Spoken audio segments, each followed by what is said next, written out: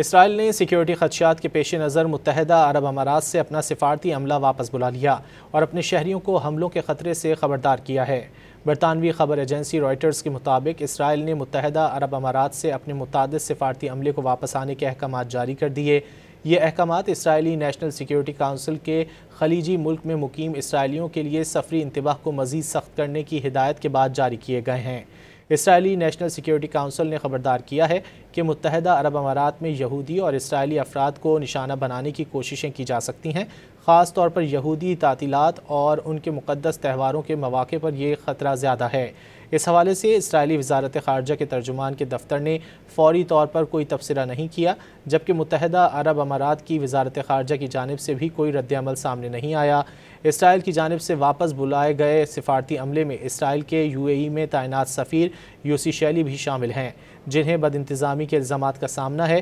ان الزامات کے باعث ان کی عہدے سے برطرفی کا امکان پیدا ہو گیا ہے۔ 2020 میں جب امریکہ کی ثالثی میں ہونے والے ابراہم معاہدے کے تحت متحدہ عرب امارات نے اسرائیل کے ساتھ باضابطہ تعلقات قائم کیے تھے اور وہاں کی اسرائیلی اور یہودی برادری کو وہاں زیادہ نمایاں حیثیت حاصل ہو گئی تھی۔